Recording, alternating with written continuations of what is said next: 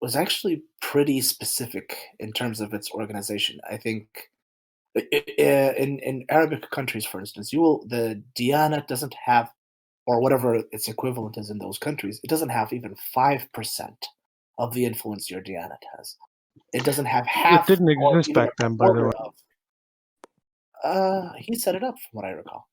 Well, Yeah, but first of all, it didn't have. yeah, but Well, back then it didn't have that kind of influence and that institutional mission. Oh, It grew over time. right. No, I'm sorry. Yes, but I'm talking about the pre-Diyanat era. So like the Shaykhul Islam, or like Oh, yes. those people were very influential. I mean, things had to pass by the Shaykhul Islam. He was part of the cabinet. Laws had to pass him first for his approval. You know what I'm saying? That he basically had a veto on. Well, not that he would use it necessarily. He was a politician too, but you know what I'm saying? Like they have they have a kind of unique ability to. Whereas in Arabic countries, our classical understanding of ulama are people who are thrown in prisons and killed or tortured or by the sultan. They're basically the counterweight to the sultan, not a part of his government. But really, it comes down to masabs as well. There's a division of masabs in Sunni Islam, and Hanafism was the most flexible, I would say, which allowed rulers to incorporate ulema into their rule, especially among Turkish governments throughout history, even in Seljuks era, even in Azerbaijan as well. Historically, the Hanafism kind of allowed them to incorporate ulema into the government, where in Arab world, for example, they didn't really have any power. Like they follow the Hanbali tradition, as far as I know, majority in the peninsula. But if you look at Maghreb side, it's Malikis.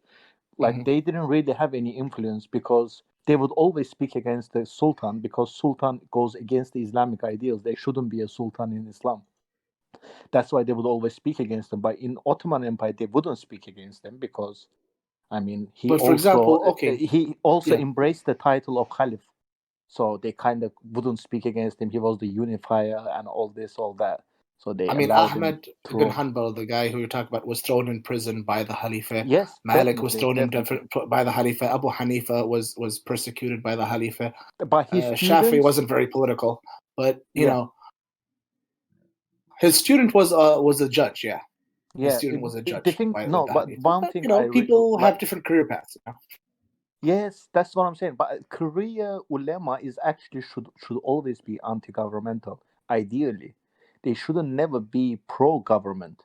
Ideally, ulema was the balance that was always against the government, but except the Ottoman case. In the Ottoman case, ulema was the beating hand of the government. If they couldn't obviously overcome the odds, they would use ulema, the religious argument, for their conquests in Europe, for example. That was my argument to Whoop, was that I think that's why Ataturk had to sort of go after. There was a specific kind of organized religion that I think Ataturk had his sights on, and that was the Jamaats, by the way, also at the time, like the Tariqats.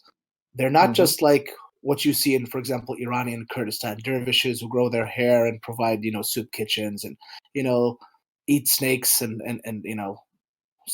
razor as karamets and stuff like that. Like things that are just basically not very political. I will give these you guys had armies. Well. These guys had armies at their disposal, right? Yes, the state of organized religion that Ataturk was going after is a very specific one. Bektash Veli's Tariqa. For example, Janissaries during Ottoman Empire, they were members of Hacı Bektaş's Tariqa. Even I will give you one example. For example, Celaleddin Rumi, who's recognized as Mevlana in Turkish. For example, they still consider him kind of a saint. But during Mongol conquest, he wasn't really going against Mongols. But his son rebelled against Mongols. He didn't even go and pray when his son died.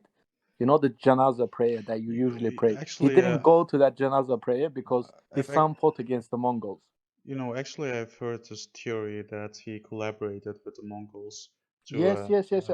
I wouldn't say collaborated, but he kind of tolerated them. They were the ruling power then, so he would obviously, as any scholar, like careers, many priests, even in Europe, they collaborated with kings. So like because ulema during European, like, kings, only way you can be a king, you need to have a divine right to be a king. You know, the